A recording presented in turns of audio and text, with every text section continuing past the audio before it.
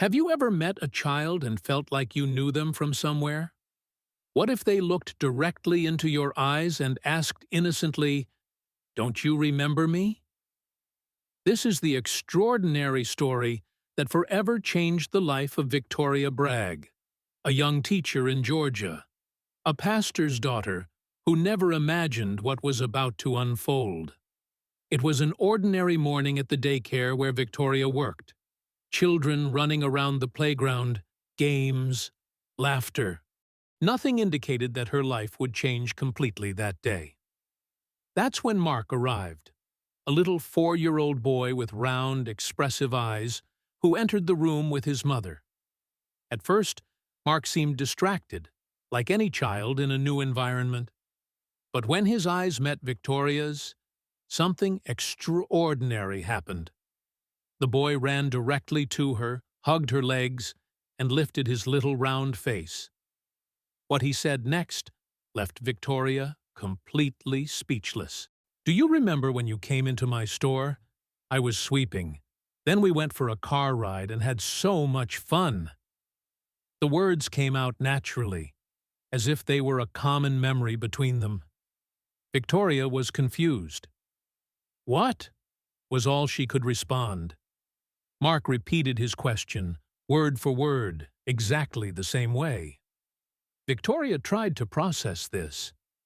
"When was that, Mark?" she asked, hoping it was just childhood imagination. The boy's answer gave her chills completely. "You know, before," Victoria felt a chill run down her spine. Her rational mind tried to find an explanation, maybe something he had seen on television, or just pretend play. But his words carried something different. It wasn't childhood fantasy. There was a disconcerting sincerity in that statement. It was as if Mark really remembered something that had happened between them. The boy soon moved away to play with other children, leaving Victoria with more questions than answers. Throughout that entire day, she couldn't get Mark out of her head. What store? What car ride? Why did he speak with such certainty about something that had never happened? But had it really never happened? This question would haunt Victoria for weeks to come, opening her mind to possibilities she had never considered before. Meanwhile, thousands of miles away, other people were discovering that children's dreams and memories might hold much more truth than anyone ever imagined. Life holds mysteries that challenge our understanding of reality. While Victoria tried to understand what had happened with Mark, on the other side of the country, in Maryland, a woman named Dana Grabiner had been facing her own enigmas since childhood. Her nights were terrorized by nightmares so vivid they affected her physical health. Since she was 4 years old, Dana faced a nightly battle that no one could explain. Whenever she dozed off, she first heard a low, distant buzzing, like a warning of what was to come. Then, without warning, she was dragged into a violent and relentless water whirlpool. The sensation was terrifying. In the dreams, Dana felt completely paralyzed. She tried to scream, call for her parents, but no sound came out. It was as if an invisible force kept her trapped while the water swallowed her. When she finally managed to wake up, she ran desperately to her parents' room, screaming and shaking. Her father, trying to console her, checked behind the bed, inside the closet, under the desk. "There are no monsters here," he said lovingly. But Dana knew it wasn't about imaginary monsters. This was different from any other childhood nightmare. The water in her throat felt real. The despair of drowning was visceral. Dana had other recurring dreams during childhood, but the water nightmares were unique. Each night that passed, they became more vivid and detailed. She could feel the salt water filling her lungs. The suffocation sensation was so intense that she woke up gasping with her heart racing. Years passed, and the nightmares persisted. From childhood to adolescence, from youth to adult life. At 34 years old, Dana was exhausted.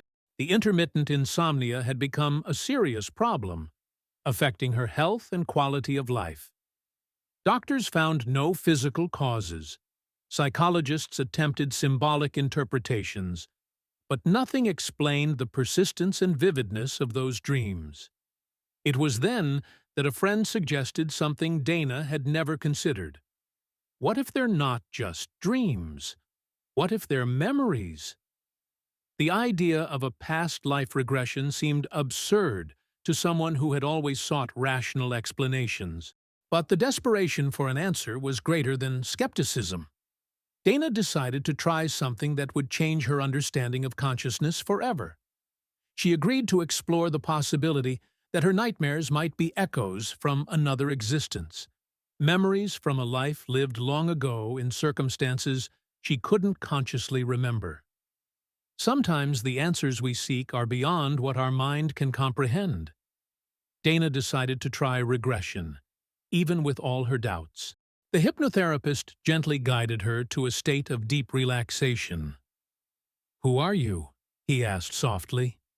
The answer came instantly, as if it had always been there, waiting to be discovered.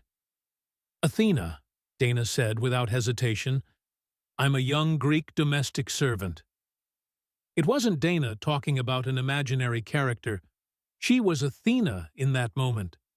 She could feel that young woman's thoughts and emotions as if they were her own. During the regression, Dana Athena relived impressive details of a life in ancient Greece. She saw herself working in a large house, taking care of domestic tasks. She could smell the food, feel the heat of the Mediterranean sun, even the texture of the clothes she wore. But mainly, she remembered the sea. The revelation came like an emotional avalanche. Athena had died by drowning. What Dana had experienced all those nights weren't random nightmares, but real memories of a traumatic death in another existence. The low buzzing that always preceded the dream was the sound of approaching waves.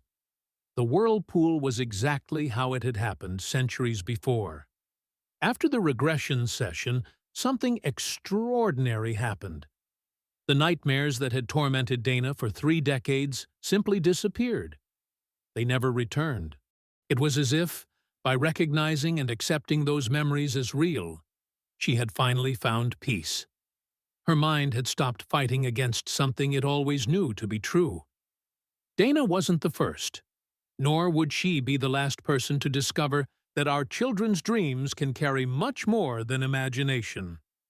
While she found her answers in Maryland, researchers around the world documented similar cases. You see, Ian Stevenson from the University of Virginia had spent decades studying children who spontaneously remembered past lives. Stevenson was head of the Department of Psychiatry and had documented thousands of cases of small children, usually between 2 and 6 years old, who reported detailed memories of previous existences. These weren't childhood fantasies, but precise information that could be historically verified. His research revealed consistent patterns worldwide. Children from different cultures, religions, and socioeconomic backgrounds reported similar experiences.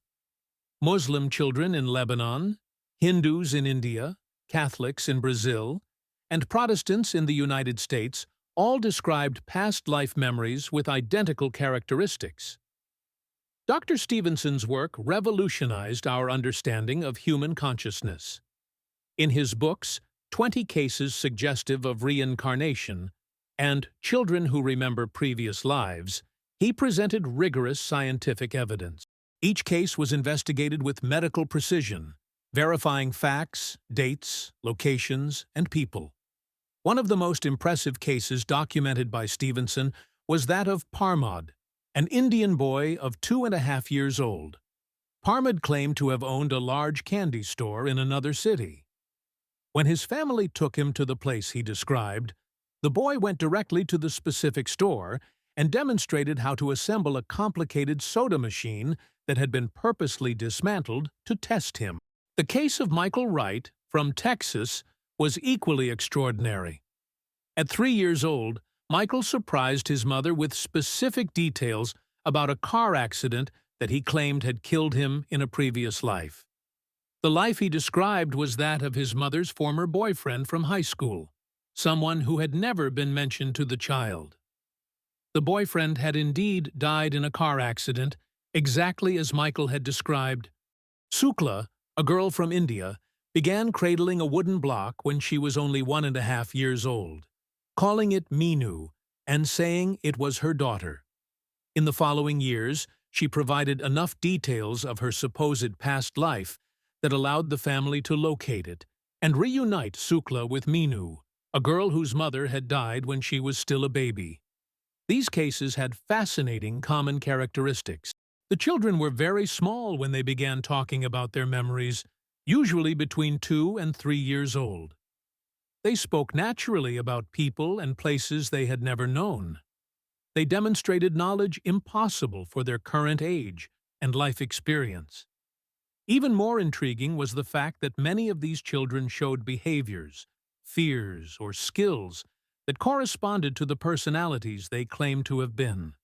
A child who said he had been a soldier played only with war toys. Another who claimed to have died by drowning had inexplicable terror of water. Victoria Bragg didn't know about these studies when Mark came into her life. She didn't know that children around the world made similar statements. They recognized people, places, and situations from previous existences. But Mark wasn't just another case to be studied. He had touched something deep in Victoria's soul.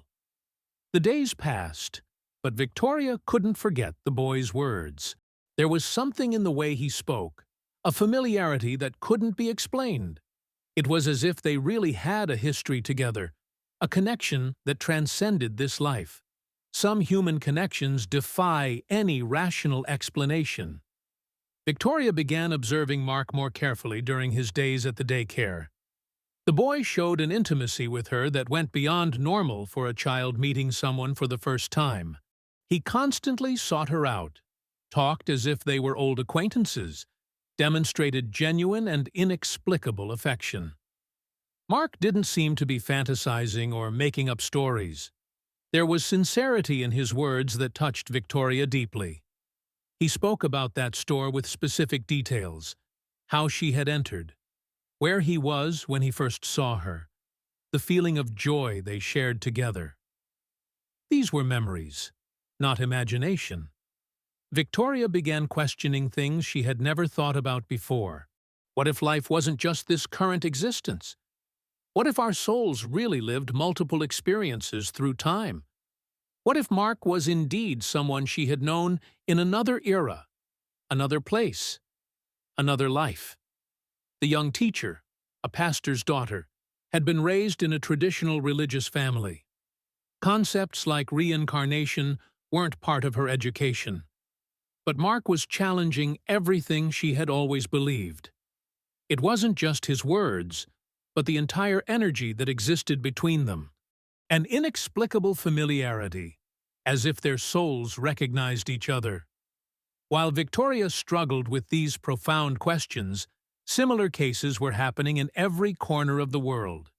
Carol Bowman, author and researcher, had documented her own experience with her children, Chase and Sarah, who spontaneously remembered a shared existence during the American Civil War. Chase, 5 years old, had developed an inexplicable fear of loud noises after a 4th of July party. During a hypnotherapy session to treat his phobia, the boy relived memories of having been a soldier who died in battle. Sarah, his sister, also remembered the same era, but from a different perspective. Both confirmed details that complemented each other perfectly. The most impressive thing about the Bowman siblings' case was that their memories emerged spontaneously, without any induction or suggestion from adults. The children simply began talking about experiences they had lived before, describing places, people, and events with surprising precision. Carol Bowman discovered something that would change her understanding of children and memory. Little ones naturally enter and exit altered states of consciousness. That's why they're more open to past life memories. They don't yet have the mental barriers that adults develop. This discovery led Bowman to investigate other similar cases.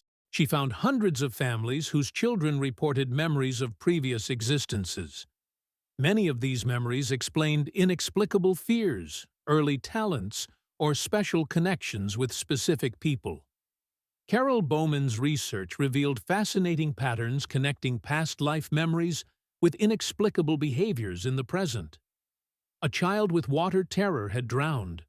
A boy who panicked when his mother left remembered a traumatic separation followed by death in another existence. When memories were recognized and accepted, symptoms often disappeared miraculously. Victoria began understanding that Mark wasn't an isolated case. Around the world, children made similar statements, recognized people and places from previous lives. The difference was that Mark had chosen to recognize her specifically. But why? What connection existed between them that transcended this existence? During the following weeks, Victoria observed every interaction with Mark. The boy continued demonstrating disconcerting familiarity. He spoke with her like an old friend speaks to another after years of separation. There was genuine affection, special joy in his eyes when he saw her, as if he had finally reunited with someone important. Mark never forced the subject of shared memories. He didn't insist that Victoria remember. He simply accepted that she had forgotten and continued treating her with the love and familiarity of always. For him, it was natural. They knew each other, had been important to one another, and now they were together again. Victoria realized she felt a special connection with Mark, too. It wasn't just professional affection that teachers develop for their students. It was something deeper, a sensation that this child was really special to her in a way she couldn't explain. Her heart warmed uniquely in his presence. The young teacher began questioning her own memories. Could there be memories buried somewhere deep in her consciousness? Could she have also known Mark in another life, but lost access to those memories, as happens with most adults? Carol Bowman explained that small children have easier access to past life memories because they haven't yet fully developed the mental filters that block these remembrances. As we grow, our rational mind strengthens, and we begin to doubt or suppress experiences that don't fit accepted reality. That's why most adults don't remember past lives, even if they had these memories as children. Society teaches us that such remembrances are impossible, so our conscious mind files them as fantasies or forgets them completely. But what if Victoria tried to access these memories? What if she allowed her mind to explore the possibilities Mark was offering? Would it be possible to recall the store he mentioned, the car ride, the happy moments they apparently shared? The answer to these questions would come in ways Victoria never expected, opening doors to understanding that would transform not only her relationship with Mark, but her entire perception of life, death, and the eternal nature of human consciousness. Victoria decided to do something that would change her life forever. She began meditating regularly, allowing her mind to relax and explore deeper memories. During these silent sessions, strange fragments began emerging. Vague images of a place that seemed familiar, sensations of shared joy, the silhouette of a child who resembled Mark. They weren't clear memories like those Mark described, but there was something there, a familiarity that went beyond logic. Victoria felt there was truth in the boy's words, even though she couldn't fully access the memories he apparently preserved intact. Victoria and Mark's case perfectly illustrates how connections between souls can persist through different existences. Dr. Stevenson had documented similar cases where children recognized specific people from their past lives. Sometimes they were relatives returning to the same family. Other times they were strangers who met by chance and established inexplicable connections. Bowman discovered these connections aren't accidental. There seems to be purpose in the reunions. Souls return to resolve unfinished business, renew bonds of love, or learn specific lessons from each other. True love transcends physical death and finds ways to manifest again. Mark never pressured Victoria to remember. He simply enjoyed the opportunity to be close to her again. For him, it was enough to reunite with that special person. It didn't matter if she remembered or not. Love and connection existed independently of conscious memory. Victoria began realizing her life had changed profoundly since Mark arrived. She felt more complete, as if a lost part of herself had been found. She couldn't explain this sensation, but she knew it was real and important. Worldwide research on childhood reincarnation showed these experiences aren't rare. Dr. Stevenson had cataloged more than 3,000 cases in his own investigations alone. Other researchers around the world documented hundreds of additional cases annually. The evidence was consistent. Small children frequently have access to memories of previous existences. What made Mark's case special wasn't just his memories, but the fact that he specifically found Victoria. Among billions of people in the world, their souls crossed paths again. He recognized her immediately and chose to share his memories with her. This suggested a profound connection that had resisted time and death. Victoria realized she didn't need scientific proof to validate her experience with Mark. What mattered was the transformation happening in her life. She felt more open to possibilities, more connected to greater mysteries of existence, more aware that human life could be much richer and more complex than we imagine. This understanding would soon lead Victoria to discoveries about herself and her own eternal nature that would revolutionize her understanding of consciousness, love, and the true meaning of human connections that transcend a single lifetime. While Victoria explored her connection with Mark, on the other side of the country, Dana Grabiner lived the transformative consequences of her discovery. After the regression that revealed her memories as Athena, the Greek domestic servant who died by drowning, Dana never again had water nightmares. 3 decades of nightly terror completely disappeared. This transformation wasn't coincidence. Cases documented around the world show that when traumatic memories from past lives are recognized and processed, present symptoms often resolve. It's as if the soul can finally release traumas carried through multiple existences. Dr. Brian Weiss, pioneer in regression therapy, had treated thousands of patients with similar results. In his book, Many Lives, Many Masters, he documented how inexplicable fears, persistent phobias, and deep emotional problems could be cured when their origins in past lives were discovered and integrated. What Dana experienced is called by therapists healing through memory. When we recognize traumas from previous existences, our mind can process and release the emotional energy that was trapped. We no longer need to carry wounds from other lives as inexplicable symptoms in the current life. This understanding revolutionizes our approach to childhood mental health. Many children suffer from fears, nightmares, or behaviors that have no explanation in their present life. What if some of these symptoms were echoes of traumatic experiences from other existences? What if we could help these children by recognizing the true origin of their suffering? Carol Bowman developed specific techniques to help parents deal with their children's past life memories. First, it's important to listen to the child with an open mind, without ridiculing or dismissing their statements. Second, investigate gently, asking questions that allow the child to explore their remembrances.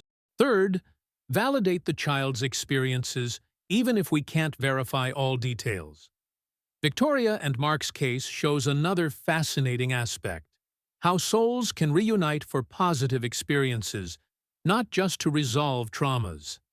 Sometimes we return to renew bonds of love, continue important relationships, or simply share joy again. Mark showed no signs of trauma or emotional problems. On the contrary, his memories seemed to bring joy. He was happy to reunite with Victoria, satisfied to share positive memories, at peace with his discovery. Not all past life memories involve suffering. Victoria realized Mark was offering her a gift, the opportunity to expand her understanding of life, death, and continuity of consciousness. He was showing her that true love doesn't die, that meaningful connections persist beyond physical existence, that our soul is much greater than we imagine. This revelation changed Victoria's perspective on everything. She began seeing other children with different eyes, perceiving that each one might carry experiences and wisdom from multiple existences. She began understanding that teaching isn't just transmitting knowledge, but also recognizing the wisdom children already bring with them. Victoria and Mark's story represents just one example of thousands of cases documented globally. Dr. Jim Tucker, who continued Dr. Stevenson's work at the University of Virginia, maintains a database with more than 2,500 cases of children reporting past life memories, all scientifically investigated. Tucker developed a scale to measure evidence strength in each case. Factors such as the child's age when they began talking about memories, information specificity, historical fact verification, and behaviors corresponding to the previous personality are all considered. The strongest cases receive scores indicating very high statistical probability of being genuine memories. These researchers' work shows that past life memories in children follow consistent patterns worldwide, independent of culture, religion, or socioeconomic level. Muslim children in Lebanon, Hindus in India, Catholics in Brazil, and Protestants in the United States report similar experiences with identical characteristics. Victoria discovered her experience with Mark wasn't unique, but part of a broader human phenomenon that science is only beginning to understand. She began researching other cases, reading books by Stevenson, Tucker, Bowman, and Weiss. Every story she found further validated her own experience. One of the most fascinating discoveries in the research is that children frequently are born in the same geographical region as their past lives. Stevenson discovered that 60% of children in his studies reincarnated within 10 miles of where they previously lived. This suggests souls have connections to specific places, not just people. Mark and Victoria met in Georgia, but this doesn't mean their shared past lives happened there. It could be that their souls traveled through different regions throughout multiple existences, finally reuniting in the American South for this specific encounter. Research also reveals that not all reincarnations are immediate. Some souls wait decades or even centuries before returning. Others come back quickly, sometimes being born into the same family just years after previous death. The timing seems to depend on factors we don't yet fully understand. Victoria realized Mark was teaching her about the eternal nature of human consciousness. Our essential identity persists beyond physical death. We're not just bodies living a single existence. We're eternal souls experiencing multiple lives for growth, learning, and spiritual evolution. This understanding transformed how Victoria saw her own life.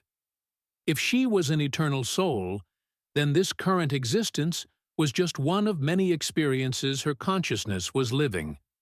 Important people in her life could be souls with whom she had shared other existences. Her talents, fears, and passions could have roots in previous experiences. Mark continued attending the daycare for several months, always maintaining his special connection with Victoria. He never again specifically mentioned memories of the store and car ride, but his familiarity with her persisted.